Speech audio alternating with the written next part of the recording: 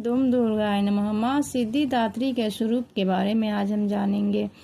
माता का 9वां रूप माँ सिद्धिदात्री की पूजा 2024 अश्विन मास के नवरात्रि में 11 अक्टूबर शुक्रवार को किया जाएगा।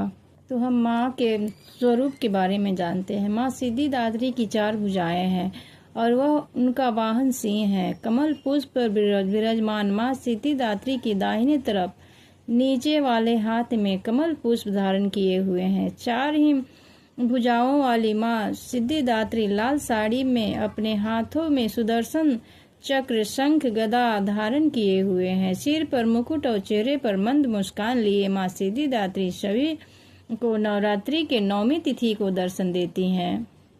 सिद्धिदात्री माता का रूप क्या है? सभी प्रकार की सिद्धियों को देने वाली यह सिद्धिदात्री की पूजा नवरात्रि के 9वें और अंतिम दिन की जाती है। नवरात्रि के 9वें दिन पूजे जाने वाली माँ के सिद्धिदात्री स्वरूप के नाम से ही स्पष्ट है कि माँ सिद्धिदात्री यानी सभी प्रकार की सिद्धियों को देने वाली यह माँ दुर्गा का आखिरी स्वरूप माना गया है, जिसे 9वीं शक्ति भी कहा गया है। मार्कंडेय पुराण के अनुसार अनिमा, महिमा, गरिमा, लधिमा, प्राप्ति, पराक्रम, ईश्वरत्व और वशित्व 8 सिद्धियां माँ की आराधना से प्राप्त की जा सकती है। यह ब्रह्मवैवर्त पुराण में यह संख्या 18 बताई गई है। भगवान शिव ने भी प्राप्त की थी माँ से सिद्धियां।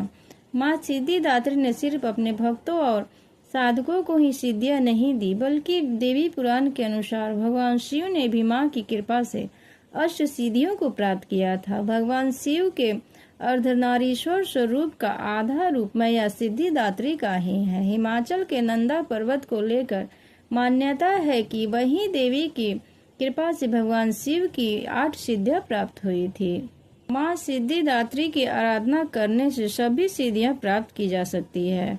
सिद्धिदात्री की माता की पूजा में सबसे पहले घी का दीपक जलाना आवश्यक होता है, इसलिए माता की पूजा में सबसे पहले दीपक जलाएं, फिर सभी देवताओं को आह्वान करें, फिर पूजन करें। माँ सिद्धिदात्री को कमल का पुष्प अति प्रिय है, इसलिए कमल का पुष्प अवश्य चढ़ाना चाहिए।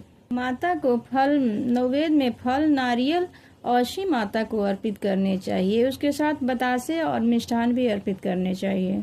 माता को खीर अति प्रिय है, इसलिए माता के भोग में खीर अवश्य रखनी चाहिए। माँ को लाल रंग अति प्रिय है, इसलिए माता को लाल रंग की साड़ी, चुन्नी या श्रृंगार का सामान अर्पित करना चाहिए।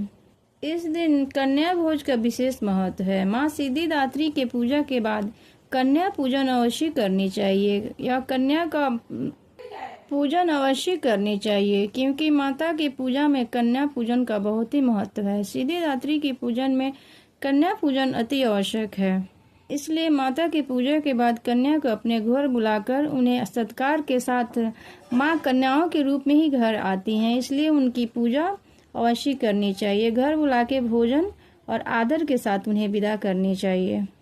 माता कहती है कि मेरी पूजा इस विधि विधान से कोई करेगा तो उसकी हर मनोकामनाएं पूर्ण होगी और वो हर सिद्धियां प्राप्त कर पाएगा।